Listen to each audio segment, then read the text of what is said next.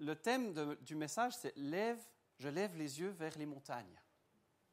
D'où me viendra le secours ?»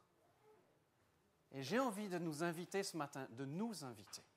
Pas juste de m'inviter moi, même si moi, si je peux vous en parler ce matin, c'est parce que le Seigneur m'a mis ce verset à cœur, alors que je le connais depuis tout petit. Je suis né dans une famille chrétienne.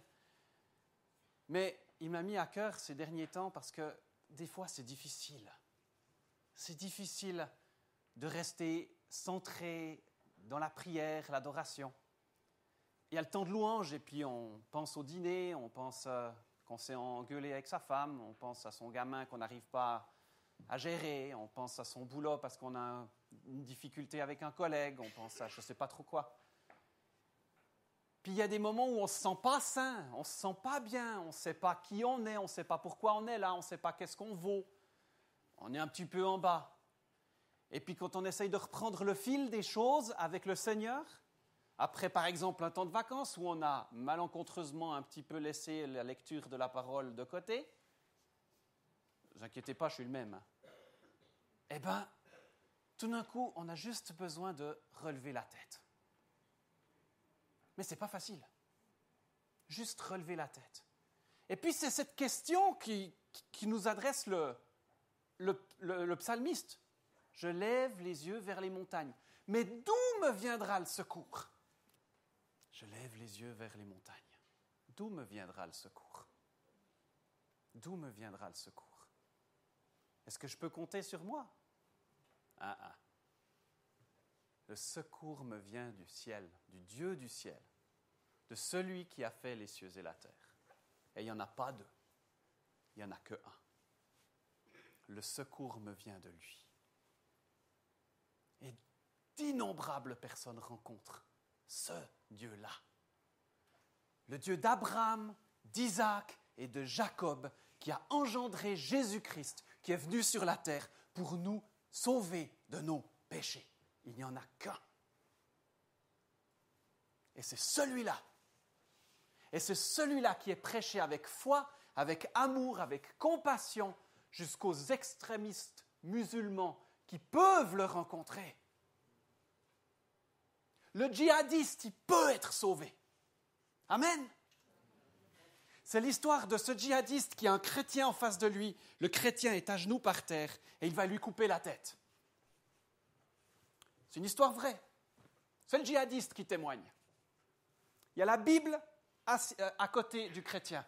Et le chrétien, avant de mourir, il lui dit « Je sais que tu vas me tuer, mais comme cadeau d'au revoir, je te donne ma Bible. Prends-la !» Le djihadiste lui coupe la tête, il prend la Bible et il s'en va. Il fait l'erreur, entre guillemets, erreur, d'ouvrir la Bible. Et il donne sa vie à Jésus.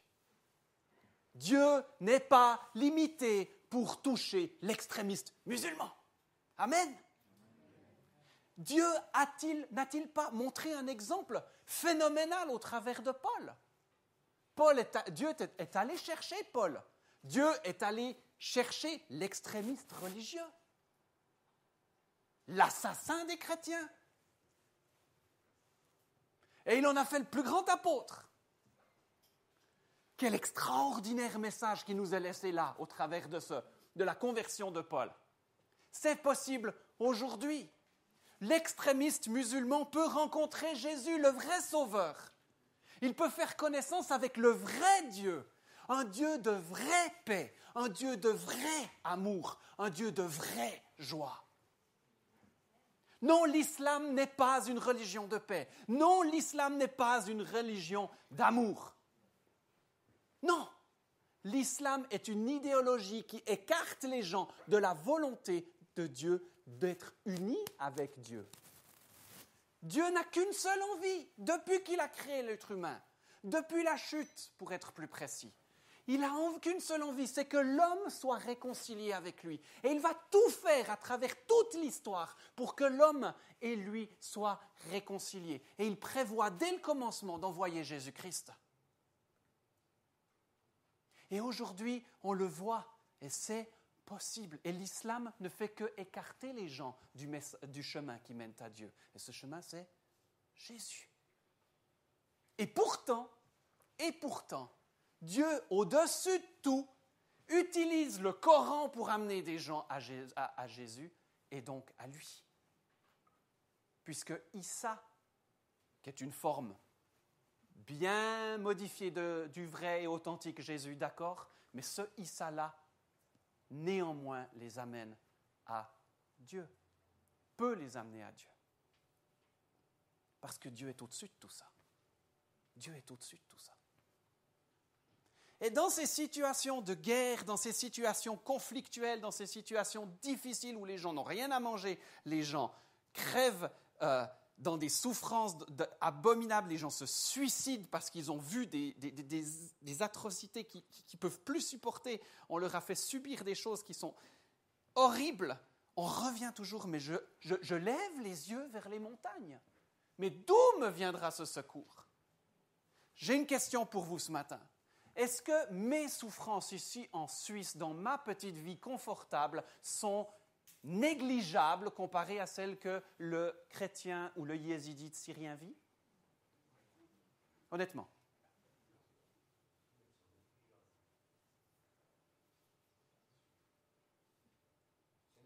Ma propre perception, c'est mon point de vue. Si on considère nos propres difficultés comme négligeables, on ne les résoudra jamais. Je crois que nos souffrances ne sont pas à négliger. Nos souffrances ne sont pas à minimiser. Nos propres problèmes ne sont pas à mettre de côté en disant « oui, ben eux, ce qu'ils souffrent, c'est terrible et moi, je me plains. » Oui, mais nous avons d'autres problèmes ici en Suisse. Nous avons d'autres difficultés, nous n'avons pas la même vie. Et il y a beaucoup de chrétiens persécutés des pays de l'Est qui vous le diront, s'ils viennent le témoigner, ils disent « je ne sais pas comment vous gardez la foi en Europe. Hein. » On a d'autres problèmes. Alors oui, on ne souffre pas physiquement de la même manière. Alors oui, on peut dormir la nuit sans avoir peur pour nos enfants. C'est vrai, et merci Seigneur. Mais nous avons des problèmes, nous avons des difficultés que nous ne devons pas négliger. Parce que, je le répète, si nous les négligeons, nous ne les résolverons jamais. Apportons nos difficultés, apportons nos problèmes, apportons nos fardons au Seigneur. Parce que le Seigneur, il n'est pas trop grand pour mes petits problèmes. Et il se penche vers moi pour mes petits problèmes. Le secours me vient de Dieu qui a fait les cieux et la terre. Oh, alors, mon petit problème, mon petit accrochage avec ma femme, ça ne l'intéresse pas.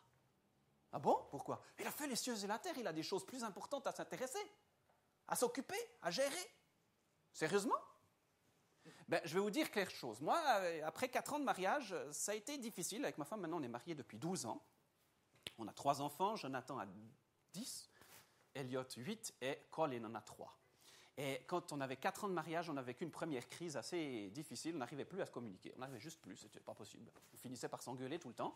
C'était vraiment difficile. Et puis, on est allé se faire aider. Et on prenait des situations concrètes qu'on exposait avec le couple qui nous aidait. Et puis, chacun partageait ce qu'il avait vécu ou ce qu'il avait ressenti, chacun de son côté. Moi, j'ai ressenti ça. L'autre disait, moi, j'ai ressenti ça. Puis tu n'as pas le droit d'interférer dans ce que l'autre dit parce que c'est ce que lui, il a ressenti. Donc, tu n'en sais rien ce qu'il a ressenti. Hein? Bon, on expose tout ça, puis maintenant on dit qu'est-ce qu'on va faire pour résoudre ce problème? Et on prend un temps pour prier, on se remet devant Dieu, puis on dit qu'est-ce que toi t'en penses? Et pratiquement, pendant les 5 mois où on s'est fait aider, à chaque fois dans ma tête, c'était la même chose.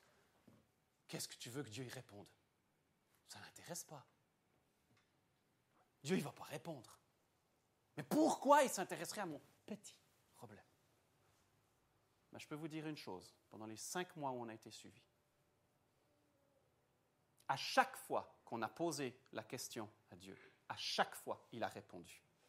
Et pas dans les 45 minutes ou les 4 heures ou les 25 jours. Non. Dans les 2 minutes. Le temps de la prière. Dans les 2 minutes. Cher ami, ton problème n'est pas trop petit. Ben, dans l'autre sens, ton problème n'est pas trop grand non plus. Je lève les yeux vers les montagnes. D'où me viendra le secours? D'où me viendra le secours me vient de Dieu.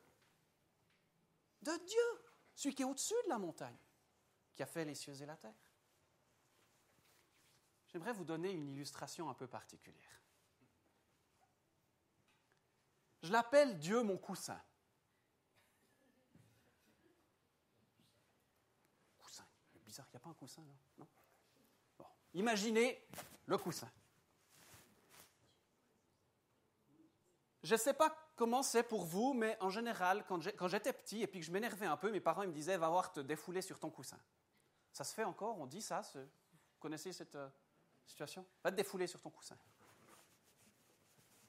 Et je tape dans le coussin, je gueule contre le coussin, je m'énerve contre le coussin, et puis si j'ai envie d'hurler un bon coup, je mets la tête dans le coussin, puis je gueule. C'est bien, il y a tout le monde qui n'entend pas, c'est merveilleux, etc., puis je peux taper dans le coussin. Mais il m'énerve, ce coussin. Il m'énerve, ce coussin. Il a quelque chose qui m'énerve profondément. Il ne répond pas. Ben, c'est vrai ou bien? Moi, si le jeune homme, là, il vient puis qu'il m'énerve, je lui mets un poing dans la gueule, il va réagir ou bien? C'est bon, il réagit. Ah, t'en veux un deuxième, mais je vais me défouler à fond. Excusez, je suis un petit peu naturel, là. Hein? Non, je ne suis pas schizophrénique, l'habille un peu comme ça, et puis un petit peu... mais voilà. Excusez-moi, je suis naturel. Donc, si je lui tape dessus, puis qu'il réagit, peut-être je vais devoir éviter son retour, mais je lui remets encore un, jusqu'à ce que je gagne, puis j'ai bien réussi à me défouler, je suis content. Je lui fais mal. C'est bien fait pour sa gueule. Mais on est comme ça, ou on ne l'est pas. On a besoin de se défouler. Bon, d'accord, je suis un sanguin, tout le monde ne l'est pas. On est bien d'accord, il y en a qui aiment bien descendre un petit peu pour éviter les conflits et tout. Mais quand ça te monte, tu as besoin de bouger, tu as besoin de faire quelque chose. Eh bien, mon coussin, il ne me répond pas. Et il me gonfle, ce coussin, parce qu'il ne me répond pas. Donc, du coup, j'ai beau taper dans mon coussin, je suis toujours énervé. Mais le problème, c'est que Dieu, il fait la même chose. Dieu, mon coussin. Si je tape dans Dieu, il ne répond pas. Quoi? Le prédicateur, il ose taper dans le Seigneur? Pourquoi? Tu ne l'as jamais fait? Non, sérieusement.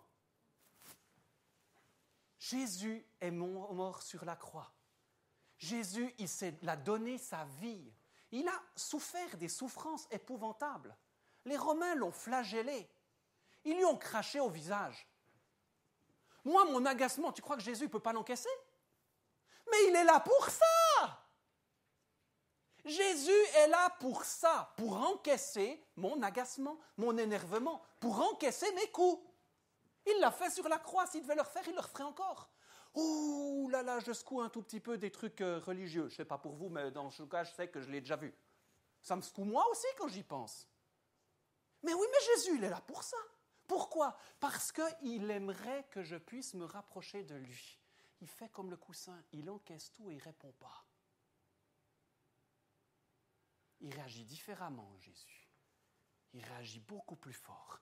Parce que pendant que je lui tape dessus en lui disant que je suis énervé parce que ma femme, parce que mon fils, parce que mon patron, parce que mon collègue, parce que mon voisin, parce que la gérance, parce que je ne sais pas quoi, et la police qui m'a flashé, forcément, ça me gonfle. Et bien, pendant que je lui balance tout ça au visage, puis de toute façon, c'est toujours sur moi que ça tombe, c'est sûr. Hein? Mais Jésus, il étend sa main derrière. Mais je ne le vois pas, moi, je suis en train de lui taper dessus. Il étend sa main derrière. Il m'enlace de ses bras d'amour et il me serre contre son cœur. Toujours plus fort. Toujours plus fort. Toujours plus fort. Il me serre contre lui. Et là, quand j'ai fini de m'énerver, quand je m'apaise à cause de ses bras qu'il me serre autour et qu'il me serre contre son cœur, ma tension diminue, mon agacement diminue. Et si je le laisse faire son travail, si je laisse le Saint-Esprit agir dans ma vie, parce que je vais être complètement ouvert devant le Seigneur, je commence à pleurer, je laisse aller les vannes, et je finis par demander pardon au Seigneur de lui avoir gueulé dessus. Parce que le Seigneur est saint. Parce qu'on ne joue pas avec le Seigneur. Mais qu'est-ce que ça fait du bien de gueuler? Parce que je me retrouve dans ses bras. Parce que je me retrouve au meilleur endroit où je peux me retrouver sur terre. dans ses bras. Et ça me fait penser à quelque chose, cette position. Vous savez, quand on a froid, quand on est triste, ce coussin qu'on serre dans ses bras pour se réchauffer au fond de son lit ou de son canapé, ce même coussin sur lequel on a tapé tout à l'heure et maintenant qu'on serre très fort contre soi, c'est le Seigneur lui-même qui joue ce rôle de coussin. Mais c'est peut-être moi, le coussin du Seigneur, ou c'est le Seigneur qui est mon coussin? On se serre dans les bras l'un de l'autre, on se frotte l'un à l'autre, on se fait du bien. Lui, il est content, je suis revenu à la maison et moi, je suis content, j'ai retrouvé la paix.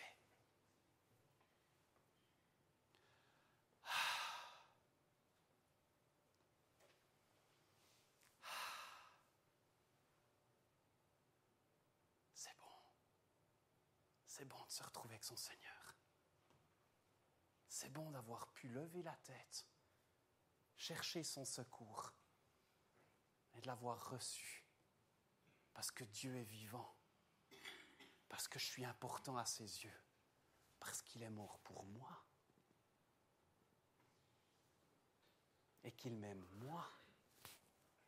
Et pas moi parce que je suis le prédicateur ce matin plus que n'importe qui est assis dans cette salle. Non. Pour le plus misérable des êtres humains, pour le plus méprisable des terroristes. Il est mort et il est ressuscité. Et aujourd'hui, il répand son message au travers de personnes comme nous, à travers le monde entier, pour que son royaume s'élargisse, pour que son royaume s'étende, pour que toutes les nations de la terre entendent parler de lui, pour que les Juifs reconnaissent leur Messie, et alors, il reviendra. Et son retour